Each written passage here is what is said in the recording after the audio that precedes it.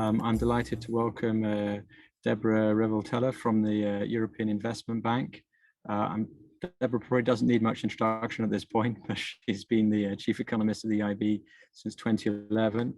She's really led their work in many areas. The EIB's investment report, the flagship publication, has now become a kind of must-read, I think.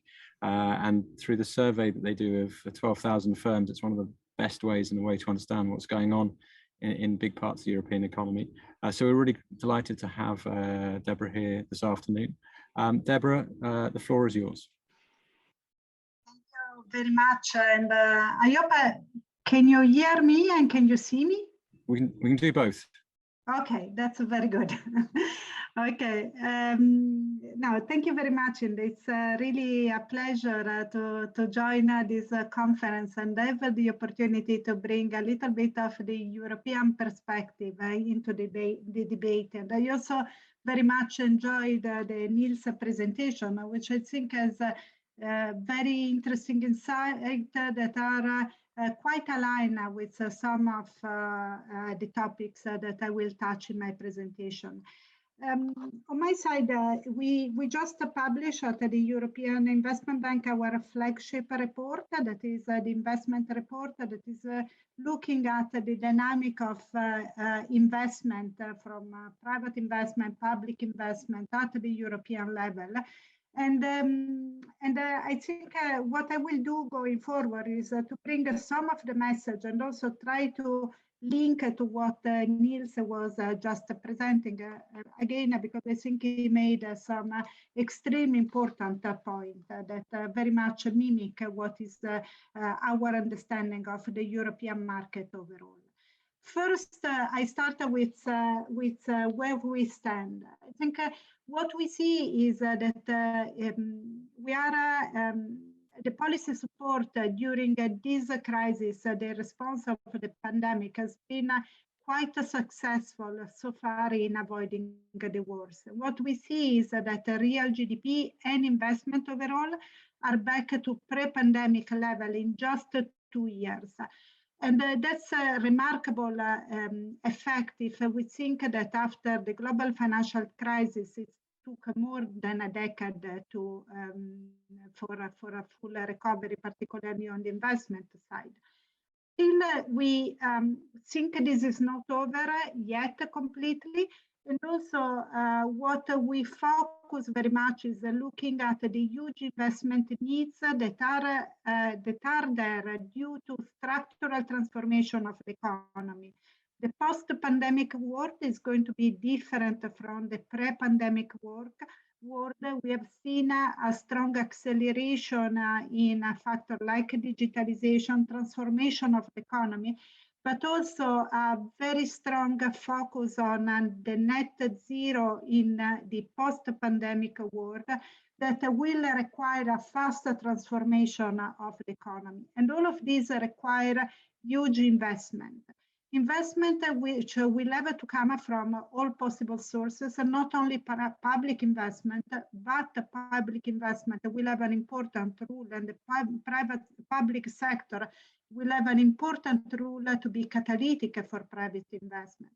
So we see the importance of policies focusing on investment with necessity to protect public investment going forward, and particularly in thinking at the integration of the growing stability pact rules and the effect that they may have on public investment. The second policy focus that we have is on maximizing the impact of the recovery and resilience facility.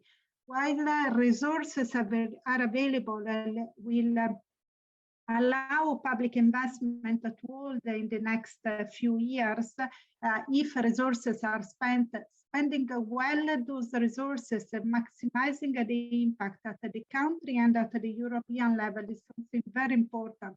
And it requires not only implementation capacity at the local level, but also a strategy of investment that maximize the impact, again, not only in the short term, but also for the long term and for the structural transformation of the economy. And then the third part is to create the condition for private investment to kick in. And again, the role of the public sector is extremely important because not only is setting the rule, is setting the standards, but is also creating the environment for private investment to enter. So partly is really a rule of the public sector, and then a rule of public investment as catalytic, and then instrument and incentive for private investment to kick in. And also all has to come from the private sector. So there is a huge responsibility of using well this power of the public sector to really maximize the impact on the economy. That's where we stand in terms of key messages.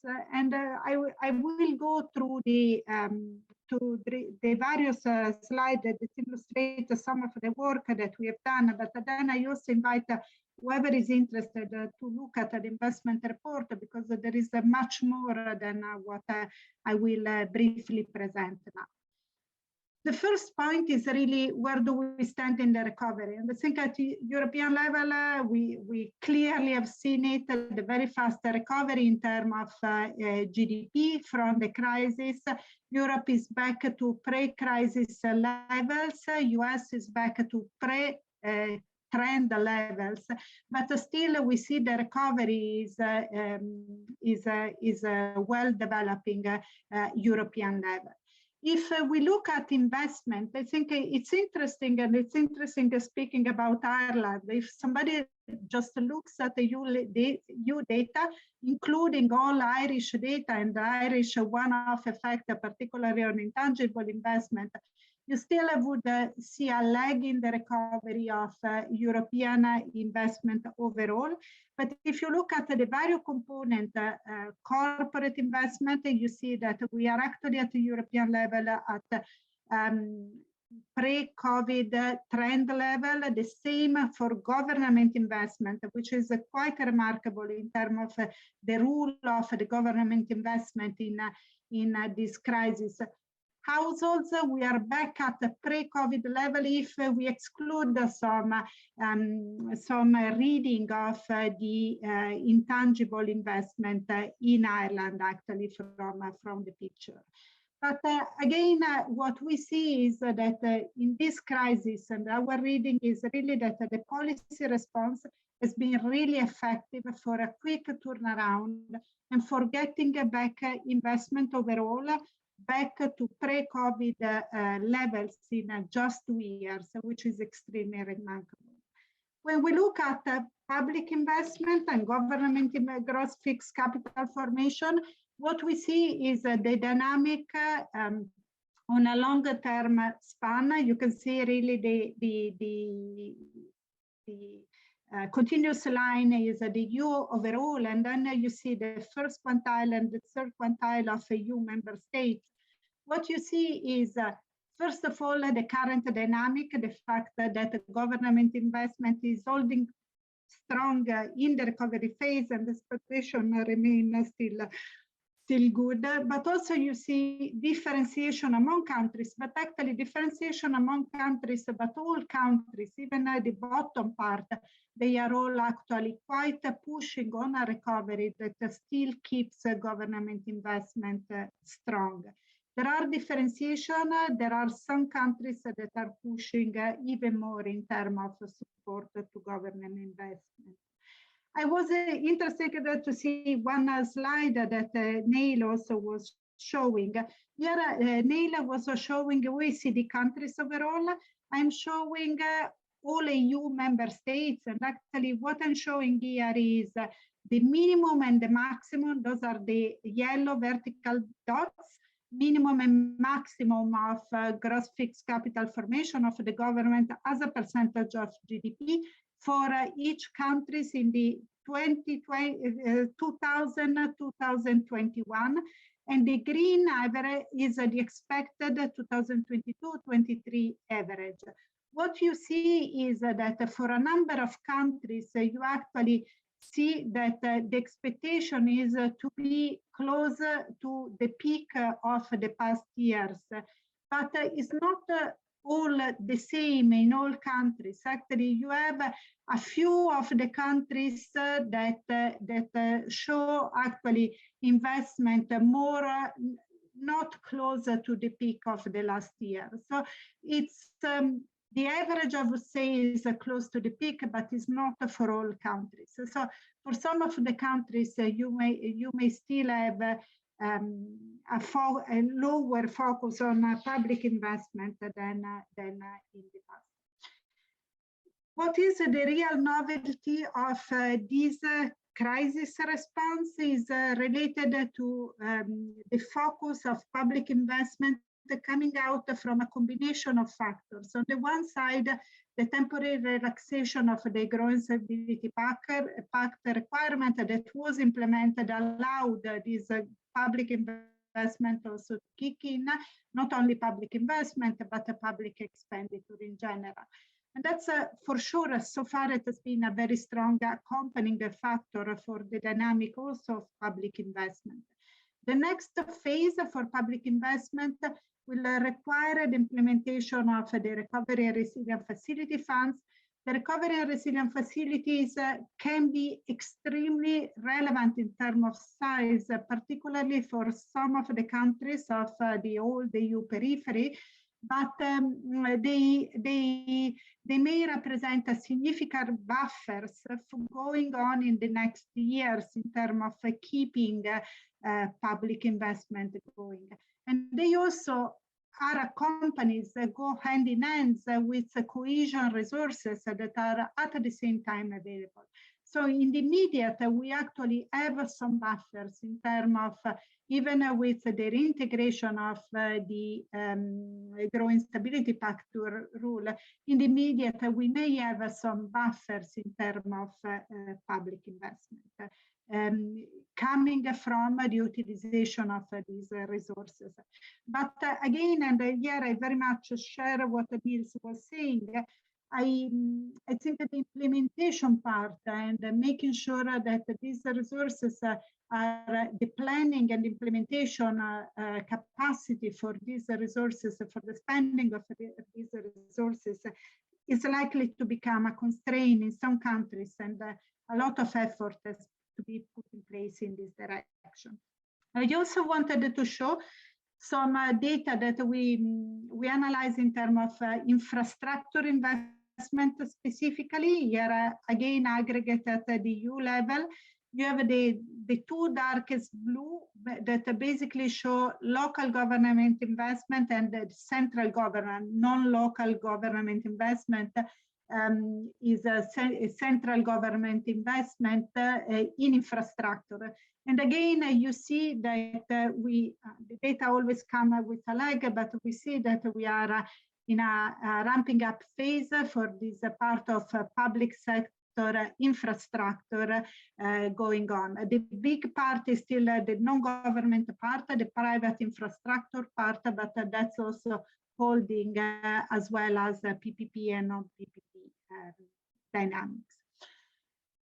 And here I come with a few of the concern that we had. Actually, this is an analysis that we were developing 2 years ago, but I think it's very much part of the concerns that we have. So we are in a phase in which we have seen the massive policy response. We have seen what does it mean in terms of public investment. We see the exceptional measures that have been put in place, and particularly the Recovery and Resilience Facility that may allow public investment to continue. But we also have seen the history of the last 40 years. And in the history of the last 40 years in Europe, if you analyze what happens, you always see that following a period of fiscal expansion, you have a period of fiscal consolidation. And what you see, and it's quite a good regularity, is that actually 7 years after this period of fiscal consolidation, still you have a public investment that is 0.5 percentage points of GDP lower than trade levels. So in fact, what you have is quite a strong regularity that whenever fiscal consolidation comes in, it is a public investment that gets deprioritized. And that's the concern that we have, exactly because we have seen the very strong fiscal expansion, and we know that this will at a certain point lead to some form of fiscal consolidation. And then the concern is what will happen at that moment in terms of public investment. From the global financial crisis, we also learn that the fiscal consolidation has a various negative effects, not only the fact that there is less spending, but the capacity to spend, and particularly on infrastructure, gets lost. And this also requires time to be developed. And it's particularly relevant at the local level. And here I show something where we were looking at the time of the global financial crisis. So again, after the financial crisis, 2009, 2016, what we were seeing is actually that all over Europe, and also particularly in some areas, the big part of the public sector contraction in terms of GDP was happening at the subnational level, and that left a substantial investment gap that are particularly more relevant now when at the regional level you need to adapt to this structural transformation that are related to the digitalization and the climate transition path. And what we see, and that's the second graph, we run every 3 years a survey of European municipalities. And actually we were asking whether municipalities were perceiving a substantial gap in terms of adequacy of their infrastructure. And what we see actually that a big chunk of municipalities in Europe actually are seeing a gap in terms of their infrastructure. So following the whole process that we have seen, gap in terms of infrastructure investment at the municipality level, at the local level is there. And this is even reinforced in the post-COVID period, when in the post-COVID we have seen particularly lagging regions, the regions that are normally on a lagging patterns. They showed to have less capacity to respond to the COVID pandemic. And it shows that the flexibility of the economy is somehow hampered also at this level. So I go to the last messages. On the one side, I was saying the new normal required a fast adaptation of the economy and a fast transformation. The pandemic has substantially accelerated the digitalization pattern, and with the digital and green transition, we will see also much more pressure in terms of the net zero transition, which will have effect at all levels at the economy. That requires investment, public focus on investment to take place. And then what we look at are the three key challenges that we see. On the one side, and I start from the right, is something that I was hinting before. The integration of the Growth and Stability Pact would require, if their integration comes as is, we estimate that in the countries, the most indebted countries in the EU, you would need a primary fiscal surplus for the next 20 years of 3% of GDP versus the maximum of 1% that on average was achieved in the 15-19 period.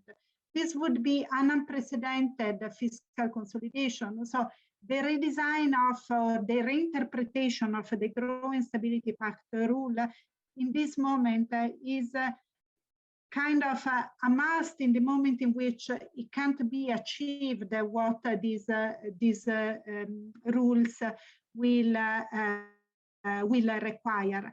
It's, of course, interpretation of the rule may be done in a more flexible way. Actually, part of it, particularly the debt part, was always interpreted in a flexible way. But one of the things, the rethinking of the rule have to take into consideration the long-term sustainability, but also the fact that public investment is important for long-term growth, for adapting to this challenge, and way to preserve public investment in consolidation phases is important. The second part is related to the impact of the Recovery and Resilience Facility and maximizing impact. I think what is new and extremely important of the Recovery and Resilience Facility is not only the focus on investment now, actually public expenditure now, but is the focus on long-term impact of this public investment or public expenditure on public investment.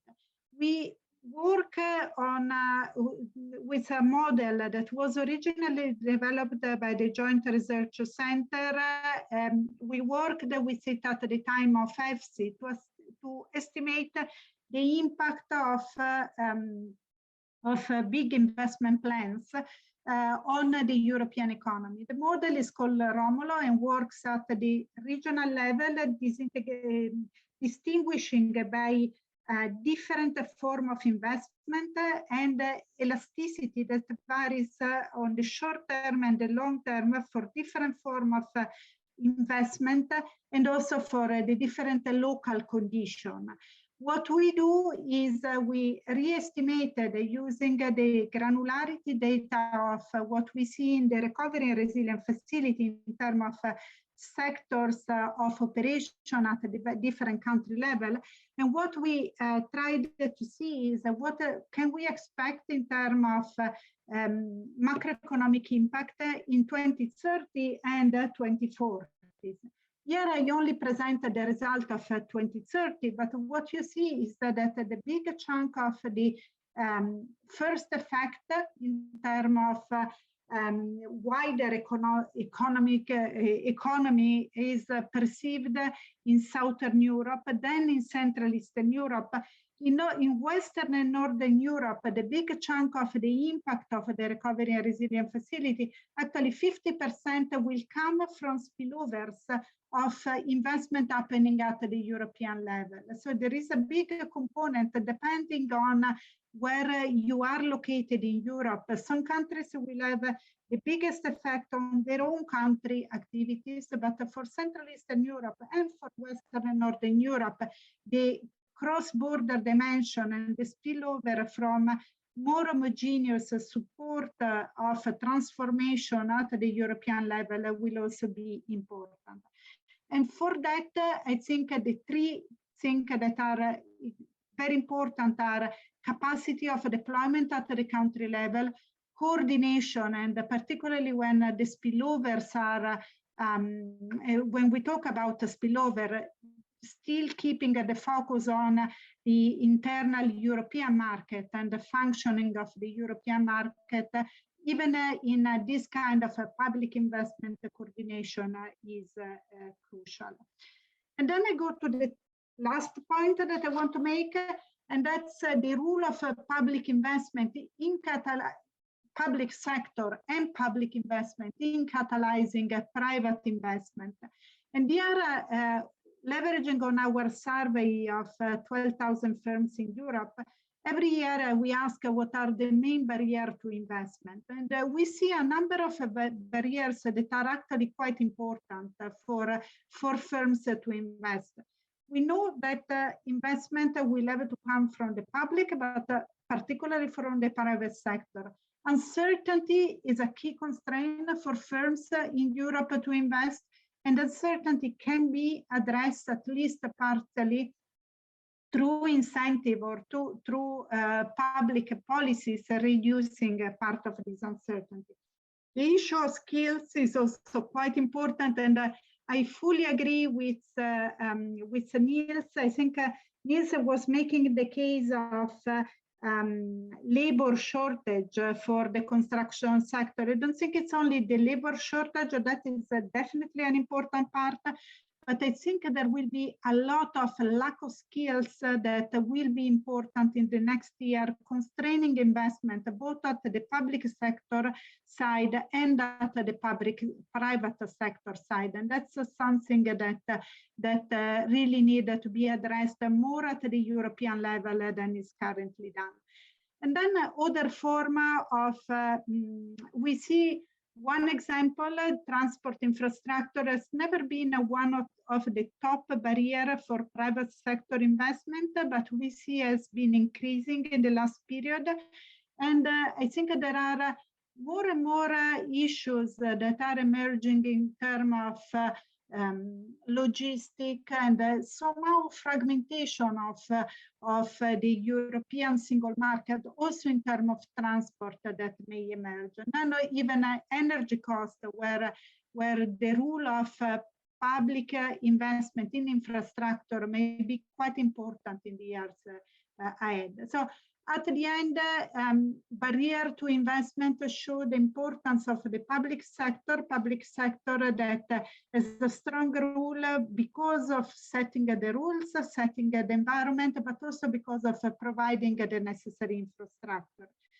One example that I find interesting that came out in our report, in our analysis, is that during the COVID pandemics, we were analyzing firms, looking at firms that were able to, that were not digital and didn't adapt the digitalization, but during the COVID pandemic managed to react and start being digital. So that means most probably selling online a product or remote working.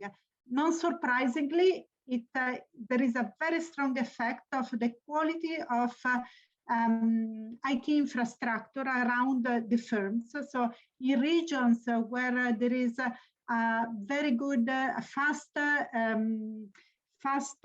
internet line and where the download time is low, firms were much more likely to react and digitalize. That gives you an indication of the importance of the infrastructure in emergency measure for the firms to really transform and adapt to the new need.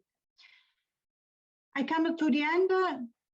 So where do we stand? I think so far so good. The crisis has been a very strong shock, but the capacity to react has been there for the European economy. Vulnerabilities and asymmetries, however, remain. And investment remains crucial to deal with the challenge for the future. Going forward, a policy focus on investment is important, which requires the three areas: protecting public investment from consolidation, maximizing impact of the Recovery and Resilience Facility, and in general, impact of deploying public investment. And then think at the role of the public sector in catalyzing private investment. This is partly is setting the rule and partly is risk sharing mechanism to attract public private investment in the areas most needed. Thank you very much. Thanks very much, Deborah. That